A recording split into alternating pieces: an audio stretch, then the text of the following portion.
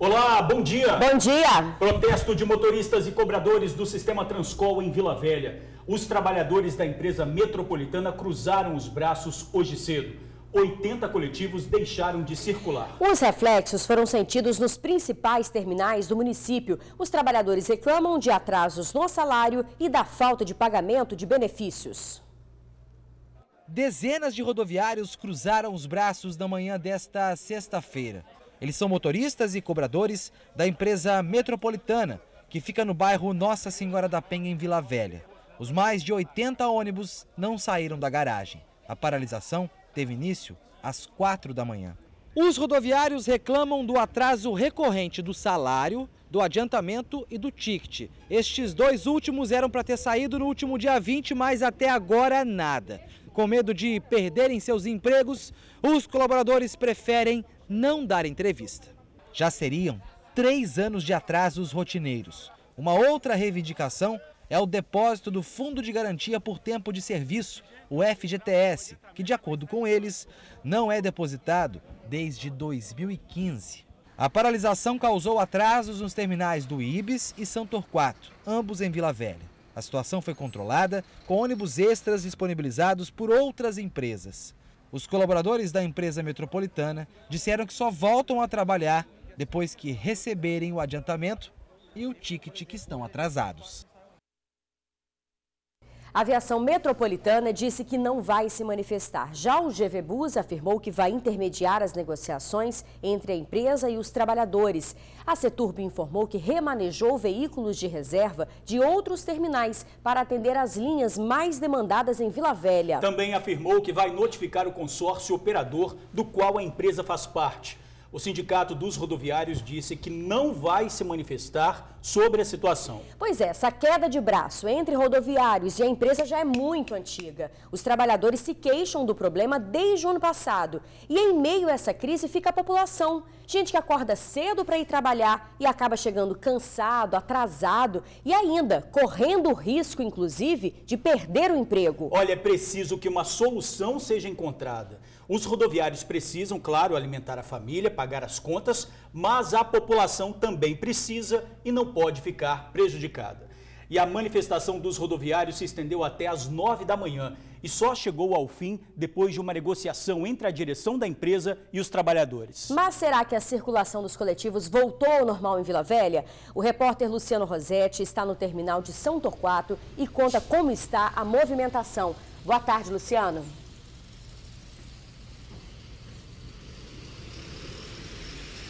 Boa tarde, Isabela. Boa tarde, George. A gente está aqui no terminal de São Torquato, como vocês falaram muito bem, né? Acompanhando toda a movimentação de ônibus e passageiros. E o que a gente viu até agora aqui no terminal é movimentação normal. Ônibus entrando, circulando normalmente, saindo. A vida do passageiro capixaba aqui no terminal de São Torquato parece que voltou ao normal, né? Bem diferente da confusão que aconteceu hoje pela manhã, né? Como o Felipe mostrou muito bem na reportagem dele, mais de 80 veículos da aviação metropolitana ficaram parados, não só aqui em São Torquato, mas no terminal do Ibis também.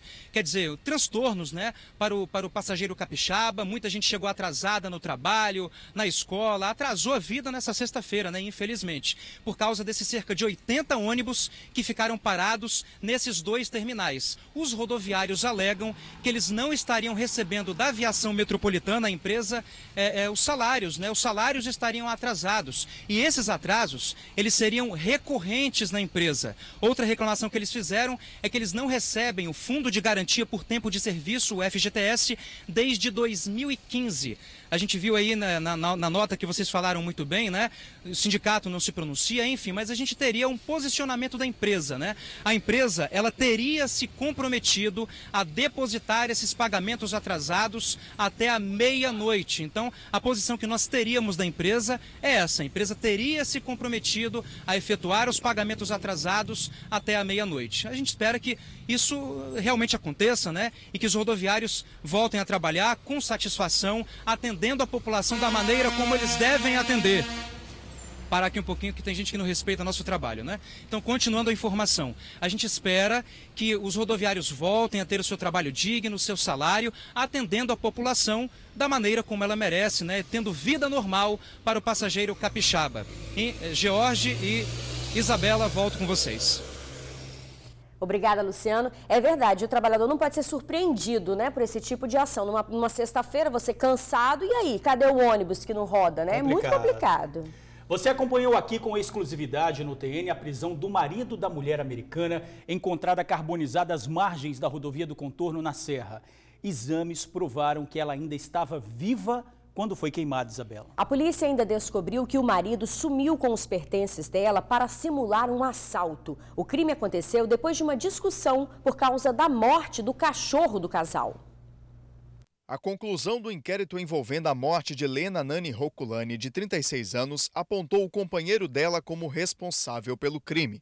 Segundo a polícia, a diarista ainda estava viva quando teve o corpo incendiado. Durante a discussão, o Leonardo afirma que empurrou a vítima Lena e ela caiu e em seguida ele sai do local e retorna uma hora depois e ela continua ali caída.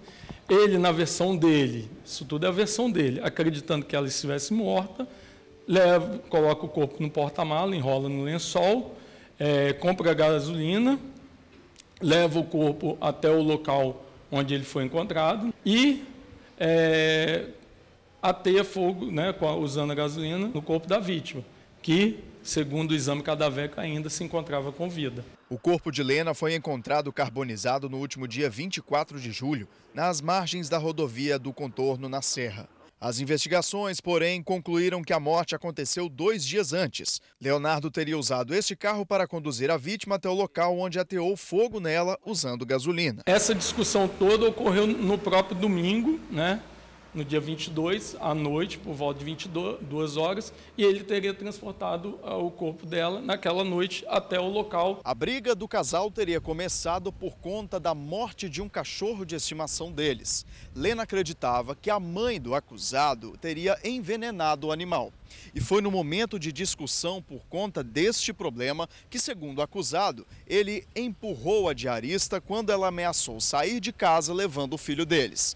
Foi por isso, quando ela ficou desacordada, que ele imaginou que ela estava morta. E aí, decidiu colocar fogo no corpo. Para a polícia, Leonardo Domingos Mesquita, de 44 anos, é um homem frio e calculista. Além da vítima, ele também incendiou no dia seguinte ao crime os pertences dela. Tudo indica que foi para fugir da responsabilidade do crime praticado, para sustentar a versão de que ela teria saído para trabalhar. O acusado foi preso no último dia 15. Nossa equipe acompanhou o momento em que ele se apresentou na delegacia, ainda carregando o filho, que hoje está sob a guarda da irmã mais velha. Em entrevista ao TN, antes da solução do caso, a jovem já imaginava como seria a vida daqui para frente. Eu tenho a minha irmãzinha de 1 ano e 3 meses, que eu quero poder, ajudar ela também. Porque ela vai crescer sem mãe, praticamente, se isso for confirmado. Já está sendo horrível, mas se isso for confirmado, vai cair o mundo para mim. Agora, o acusado foi indiciado por homicídio duplamente qualificado em função da crueldade e do feminicídio. E também pela ocultação de cadáver e por fraude processual, já que num primeiro momento registrou queixa pelo desaparecimento da companheira. Ele foi encaminhado para o Centro de Triagem de Viana. Lena deixou 3 filhos, de 18, 16 e um de apenas 1 ano de idade. É muita crueldade, né? Quanto mais o assassino quer esconder o crime, pior fica, né? Você vê a coragem da pessoa e essa mulher não sabia que ela vivia com um assassino, uma pessoa que tem coragem de fazer isso com ela, gente. E por causa de um cachorro. A gente viu aí o delegado falando que o casal brigou por causa da morte do cachorro deles. E depois dessa discussão, o homem acabou matando a esposa e ainda tentou esconder o crime, colocando fogo na mulher. Quanta frieza para um ser humano, né? Ele nem quis saber se ela estava morta mesmo e a queimou.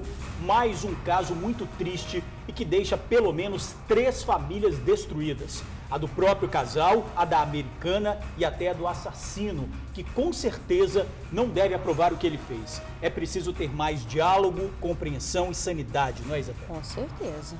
Olha, um levantamento já feito pela Justiça apontou que por dia 28 mulheres pedem socorro contra agressores aqui no estado. Na lista, uma dona de casa de 32 anos que sofre as sequelas de várias agressões. Ela foi espancada a pauladas e ainda estuprada pelo ex-marido. E mesmo com medida protetiva, ela não consegue se livrar da violência. 32 anos e muitas marcas de mordidas e pauladas pelo corpo. Essa jovem foi espancada pelo ex-companheiro durante 5 anos. 4 meses de relacionamento, ele já me bateu, foi preso, foi solto, ficou 4 meses lá. Agressão verbal, sexual, paulada de barra de ferro do que vinha. A cabeça foi aos maiores golpes. Do relacionamento abusivo nasceu uma menina que hoje tem 4 anos. Mesmo apanhando muito, a jovem mentia para a família sobre os machucados. Ela dava desculpa para a gente que ela caía, que ela se machucava no banheiro, né? Aí ela chegou a um ponto que ela não aguentou mais, aí falou que ele espancava ela demais. A mãe não aguentava ver o que ele fazia com a filha.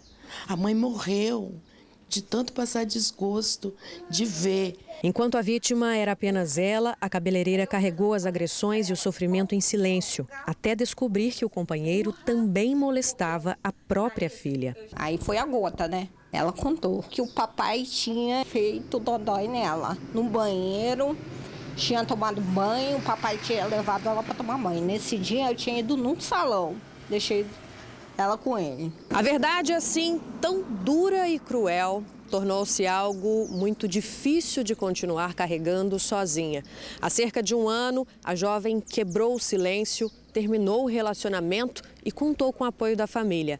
Juntos, eles denunciaram à justiça os casos de agressão física e abuso sexual. Hoje, a jovem e a filha têm medida protetiva contra o agressor. Ele não deveria se aproximar das duas nem mesmo a 1 quilômetro de distância, mas não é isso que vem acontecendo. No último fim de semana mesmo, ele esteve armado na casa delas, ameaçando a ex-companheira de morte. Sábado mesmo ele esteve aqui, armado, e ninguém faz nada. A justiça não prende, delegacia não prende, eu não aguento. Eu tô com medo de morrer, por isso que eu chamei vocês aqui, porque eu não aguento mais. Com medo de que as ameaças sejam cumpridas e a jovem se torne mais uma na lista de mulheres mortas pelos ex-companheiros, a família pede socorro. Eu tenho medo dele matar ela, sim. Ele já respondeu por homicídio. Para quem colocou fogo numa pessoa dentro de uma casa, pode colocar fogo nela também. Ele nos ameaçou na frente de um juiz. O juiz arquivou o processo. Como é que pode isso? Como é que fica a segurança da gente? Ele é um cara psicopata, ele não tem pena de ninguém. Agora veja só esse número, só no ano passado foram feitos mais de 9 mil pedidos de medida protetiva no estado. Desde abril deste ano, uma alteração na Lei Maria da Penha tornou o crime o descumprimento das medidas protetivas. O agressor que não respeitar a ordem de não manter contato com a vítima pode ficar preso de 3 meses a 2 anos. É absurdo que diariamente quase 30 mulheres procurem a justiça para garantir proteção. Vítimas já cansadas e impedidas de seguir a vida sem a sombra da violência. Parece uma epidemia. E olha, nós entramos em contato com a Polícia Civil.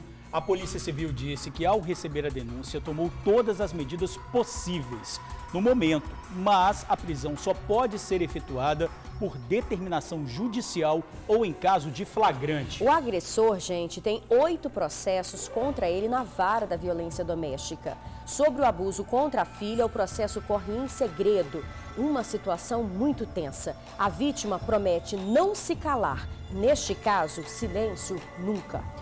O empresário foi sequestrado em julho, teve a moto levada e os bandidos a usaram para praticar outros crimes. Os criminosos levaram as vítimas para um mesmo local e faziam pressão psicológica. George, a área escolhida é a chamada Estrada do Dique, em Vila Velha. É um local abandonado, sem iluminação, sem policiamento, perfeito para a prática de crimes. Os moradores estão pedindo providências.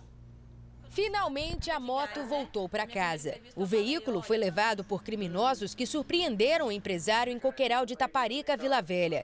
O homem tinha parado no acostamento para atender o celular.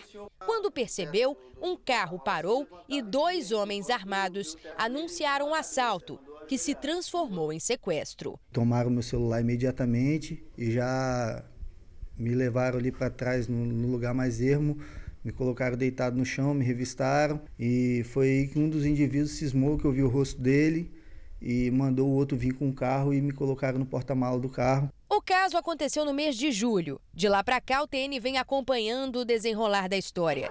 Como se não bastasse todo o sufoco em relação ao assalto e sequestro, o empresário e a esposa ainda tiveram que lidar com a consequência de uma suposta falha da Polícia Civil. Eles registraram a ocorrência de roubo da moto, mas no sistema não constava restrição de furto ou roubo. 9 dias depois, a polícia bateu na minha casa dizendo que minha moto estava envolvida em um assalto. Eu entrei dentro de casa, peguei os boletins de ocorrência, mostrei que a gente tinha feito o boletim, que estava tudo certo, só que não estava constando no sistema. Aí eu fui de novo na Polícia Civil para poder tentar colocar restrição, e aí depois disso entrou a restrição. A moto só foi voltar para a casa do casal após um dos suspeitos de envolvimento no sequestro ter sido preso. A Guarda Municipal de Vila Velha foi acionada porque homens encapuzados estariam ostentando armas no bairro Vale Encantado. Houve troca de tiros. O suspeito, identificado como Sérgio Dias de Jesus, foi atingido na perna. A moto do casal estava com ele. Ele foi reconhecido pelas vítimas. Detalhe: Sérgio seria empresário no ramo de gás. Nós conseguimos aí desenrolar toda essa ação, descobrir, os antecedentes dos envolvidos no crime. A esposa do empresário afirma que Sérgio fez 2 outras vítimas. Um dos pontos em comuns entre os crimes é que as vítimas foram levadas para esta estrada em Vila Velha. Essa estrada aqui é conhecida como a Estrada do Dique, que liga Vila Velha a Cariacica. Por todo o trecho, não há iluminação pública, câmeras de videomonitoramento e quem passa por aqui afirma que dificilmente uma viatura da Polícia Militar ou da Guarda Municipal circula de maneira preventiva. São fatores que contribuem para fazer deste trecho o local perfeito para sequestros e assaltos. É raro você ver polícia passando ali. Policiamento passando.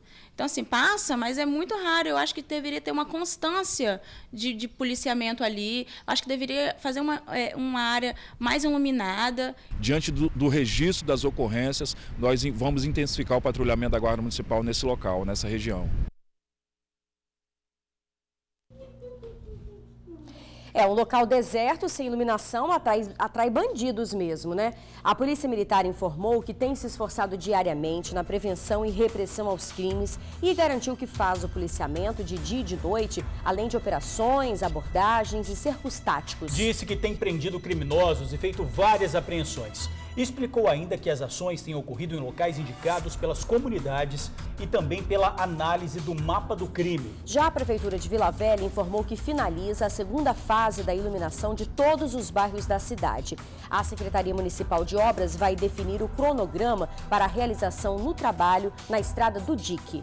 Quando ao não registro da restrição de roubo, na moto do empresário, a Polícia Civil informou que o procedimento foi feito 2 dias após o ocorrido. Depois que o fato é informado no CIODES, é inserido no sistema um alerta relativo à placa do veículo. Essa restrição fica disponível durante 72 horas. O caso que nós acabamos de mostrar já está sendo investigado pela polícia. Agora o caso de um inspetor penitenciário de Colatina que depois de uma confusão no trânsito, sacou uma arma e ameaçou um casal e uma criança de 4 anos. A jovem registrou todo o pânico em um vídeo feito com o celular. A atitude do servidor já está sendo investigada pela Secretaria de Segurança Pública.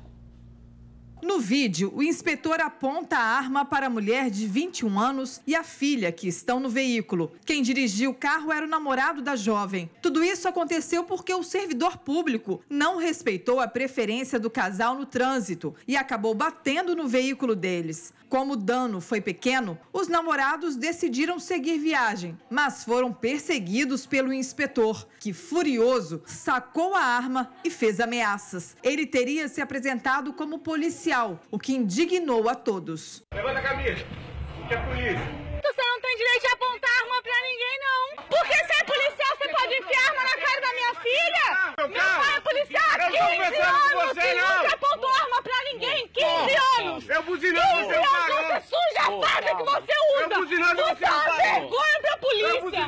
Você é uma vergonha pra polícia militar. Enfiaram arma na cara de criança. Para a vítima, um acidente tão pequeno não deveria gerar tanta fúria. Filha de um sargento, a vítima acha que houve excesso. No vídeo... Olha, algo que poderia ter sido resolvido com uma conversa termina em ameaça e bate-boca. O descontrole de um agente público que deveria saber quando uma arma deveria ser usada. Ali não era o caso. Bom, a Secretaria de Segurança já instaurou o inquérito para apurar o caso. O enfermeiro acusado por uma aposentada de estupro foi afastado do hospital particular onde o fato aconteceu, mas continua trabalhando na rede pública de saúde. De acordo com a Secretaria Estadual, há 4 meses o suspeito é funcionário de um hospital que fica em Vitória. Na unidade não há nenhuma denúncia contra ele. A Secretaria disse ainda que repudia qualquer tipo de abuso e vai analisar o envolvimento dele no fato ocorrido na unidade particular para tomar as providências legais. O nome dele não foi divulgado porque ele não foi indiciado pela polícia. De acordo com a vítima, o estupro aconteceu no último sábado. Parte do crime foi gravada pelo celular. O Conselho Regional de Enfermagem também apura o caso. Não conseguimos contato com o enfermeiro, o que ainda não foi intimado para depor. A defesa dele disse que só vai se pronunciar depois de analisar o inquérito. Homem vai ter que pagar R$4.000 e ainda se retratar no Facebook após acusar um empresário de ser mal pagador. A decisão foi do juiz de Venda Nova do Imigrante, na região serrana do estado. O homem tinha postado uma mensagem no perfil do Facebook da mulher do empresário, dizendo que o marido dela era um mal pagador. O empresário se sentiu ofendido e moveu uma ação contra a difamação. A justiça entendeu que a mensagem foi ofensiva e condenou o homem ao pagamento de R$4.000 por danos morais e ainda a postar uma mensagem pedindo desculpas. O texto deve ter no mínimo 4 linhas, marcando os nomes do casal, para que haja o mesmo alcance da mensagem que causou o conflito. O juiz destacou que a difamação não causou apenas mero aborrecimento, mas manchou o nome, a reputação e provocou constrangimento à vítima, porque foi feita no meio amplo de alcance da população. Ciclista morre atropelado em Cariacica. Ele seguia na contramão quando foi atingido por um ônibus. O coletivo foi parar a 500 metros do local do acidente. Segundo moradores, o motorista não ficou no local com medo de retaliações. Segundo a polícia, o ciclista seguia pela contramão quando colidiu com o ônibus que iria para o terminal de Campo Grande.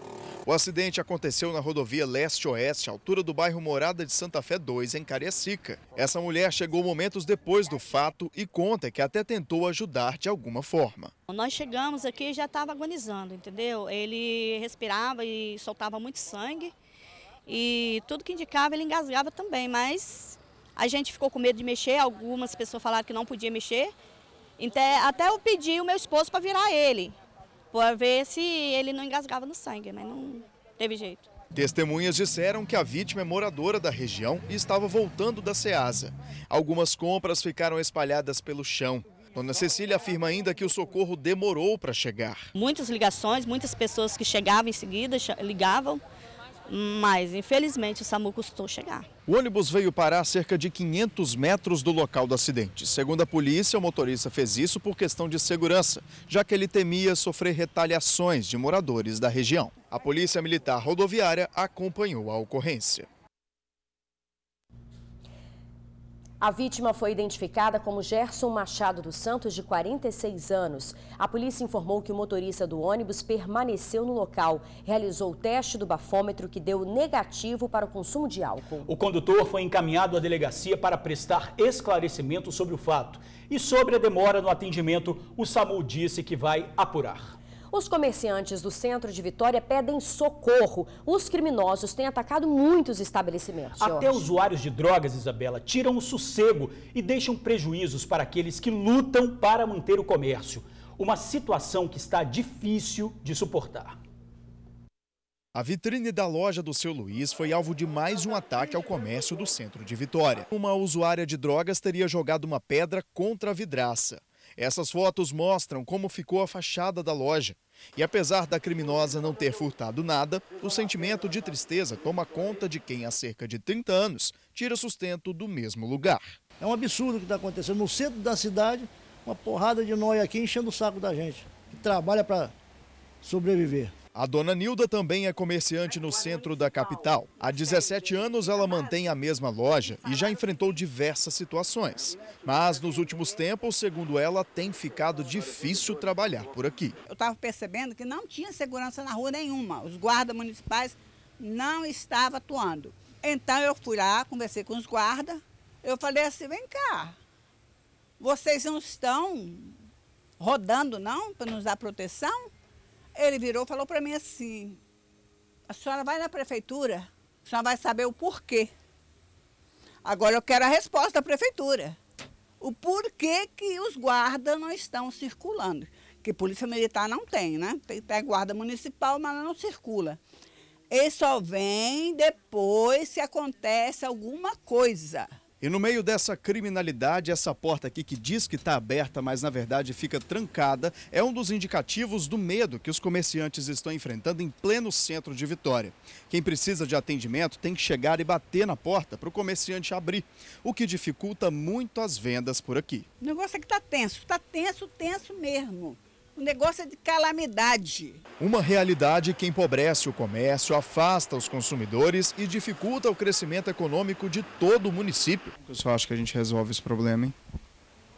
Segurança e leis sérias. Não esse monte de lei porcaria que está aí, que você prende e solta. Pô, leis mais rígidas e colocar condições desses caras se cuidar dentro da penitenciária. Tá todo mundo cansado, né? A Polícia Militar disse que reforçou o policiamento na região e a Prefeitura de Vitória se limitou a dizer que está fazendo investimentos para apoiar os trabalhos dos policiais militares e civis com a ajuda de câmeras, do cerco inteligente e dos postos da Guarda Municipal. Olha, agora pânico em lanchonete na Serra. Bandidos fizeram a limpa no estabelecimento. 6 pessoas estavam no local na hora do assalto. Os criminosos renderam funcionários e clientes. O proprietário foi obrigado a deitar no chão. A lanchonete fica em Jacaraípe. Televisores e dinheiro do caixa foram levados pelos criminosos. Em um mês, a lanchonete já foi alvo de bandidos 2 vezes. E detalhe, a unidade de polícia do bairro fica perto de onde aconteceu o assalto. A polícia foi acionada, mas segundo moradores, mesmo assim, não foi ao local. E olha, esse tipo de situação só demonstra a ousadia dos bandidos. O que a gente percebe é que eles perderam qualquer medo de serem presos. Parece que já tem certeza, né, de que não serão punidos.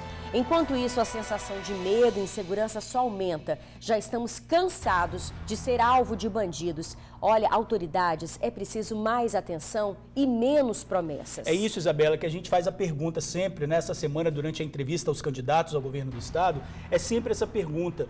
Faz investimentos, mas e a mudança nas leis? A mudança nas leis é muito importante para que realmente essas pessoas possam ficar presas ou possam passar por algum tipo de reciclagem para não voltar a roubar. Porque a gente vê sempre que o mesmo bandido ataca o mesmo comércio da mesma forma e o comerciante é alvo várias vezes da mesma pessoa. E é muito triste que a gente tem um estado tão bonito, mas às vezes a gente não se sente seguro para poder usufruir disso, né? É muito triste essa nossa realidade. Olha, vamos mudar completamente de assunto, porque chegou aquele momento tão esperado, a hora de se render ao prazer da boa mesa. Para abrir a sexta-feira em grande estilo, vamos de pão caseiro com um recheio tentador. Entra em cena, Isabela, uma chefe que os amigos do TN não conhecem. Só que não, né? Diz aí, Felipe Chicarino, o repórter Vida Boa.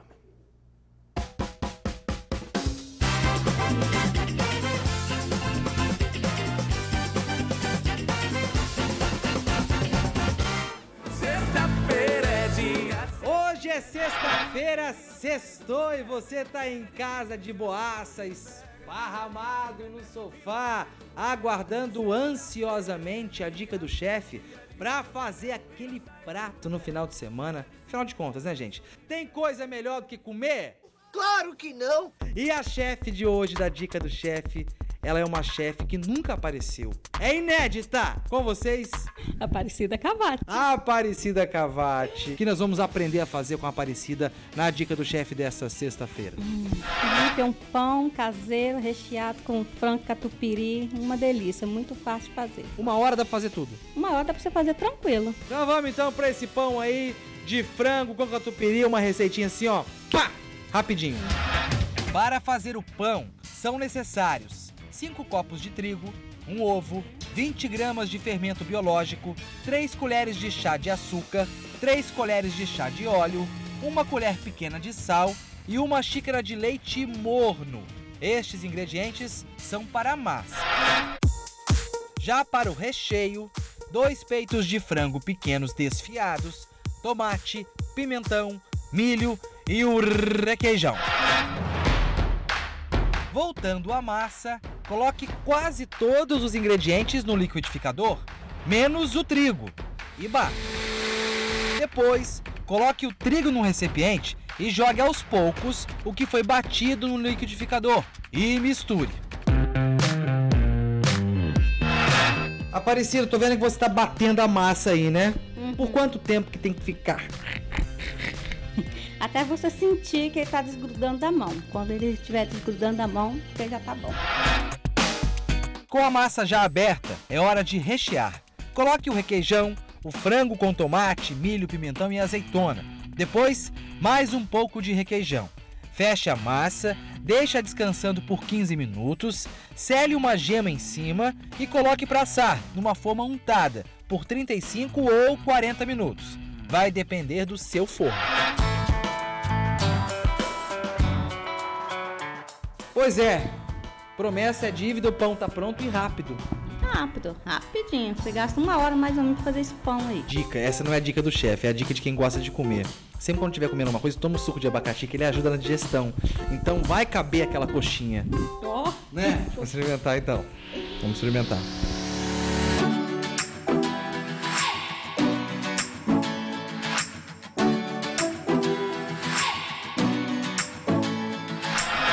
Tchau, Isabela, George. Morro de inveja, que eu não sou obrigado a dividir minhas coisas com você. Tchau. E não vou levar nada pra redação se sobrar.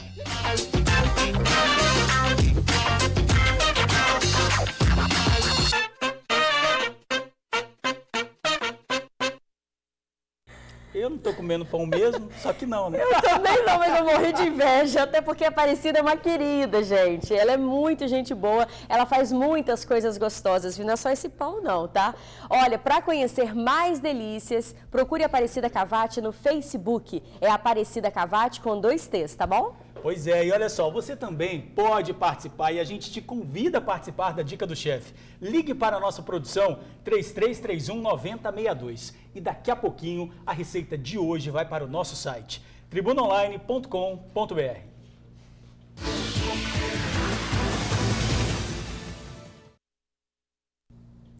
Fim de semana chegando, mas ainda dá tempo de buscar uma oportunidade de trabalho. O Carone oferece oportunidades para padeiro, promotor de vendas, açougueiro, analista de TI, repositor, analista de RH, analista de recrutamento e fiscal de controle patrimonial.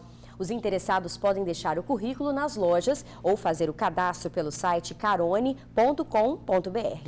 A rua corta 3 bairros de Cariacica e recebeu o apelido de queijo por causa da quantidade de buracos. Queijo podre, na verdade. Queijo né? horrível, né? Olha, nem os taxistas e os motoristas de aplicativos aceitam ir até o bairro. Quando eles já veem o endereço, já sabem que é buraqueira na certa. É de verdade? Pode experimentar? Sério?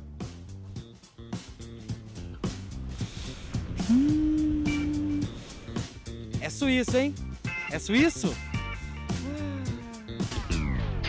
Ah, entendi. Era fake news. É só mais os buracos de Cariacica. Belezas de Cariacica. Chama, Leandrinho, chama a vinheta.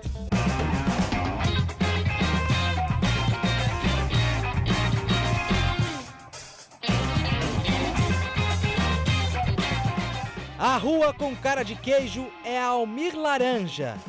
Queijo laranja? Calma aí, é dica do chefe ou partiu bairro? Partiu! Então tá.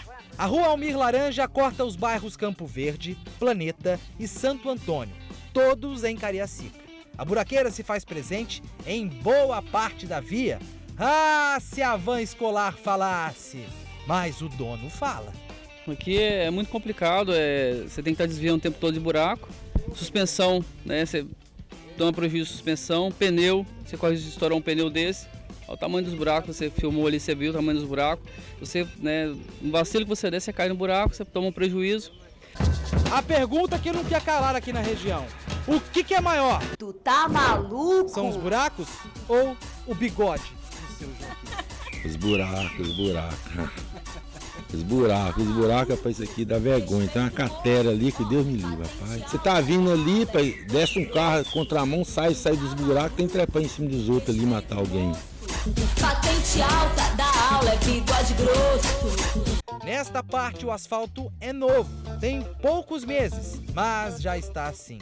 E este trecho da Rua Almir Laranja tá tão ruim, mas tá tão ruim que tá parecendo um armário de cozinha industrial. É porque as panelas são grandes. Amém, pastor? É isso? É isso aí. Há mais de 30 anos que estávamos aguardando, né, esse asfalto e graças a Deus veio, mas no momento não estamos aqui para questionar a qualidade dos nossos governantes, mas a qualidade do material, que essa entrada do bairro está sendo uma calamidade.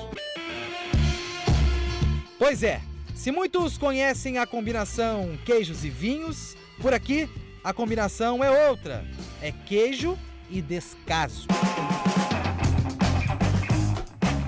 Nem precisa ser engenheiro ou especialista em estradas para saber que um asfalto de um dedo de espessura não vai segurar veículos de grande porte como caminhões, ônibus. Aí, o resultado é este que nós estamos mostrando, uma buraqueira danada, né? E eu queria aproveitar para mandar um recado para esses políticos aí que a gente votou neles aí há anos atrás e infelizmente vamos continuar votando, né? Vai fazer 30 anos que eu moro aqui em Campo Verde.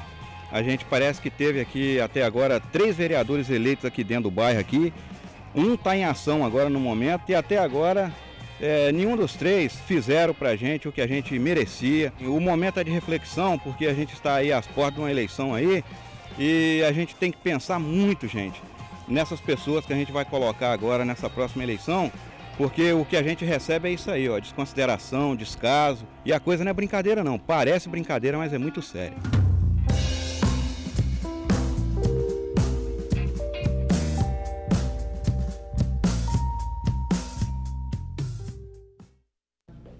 Olha, mais uma comunidade que sofre com o descaso público.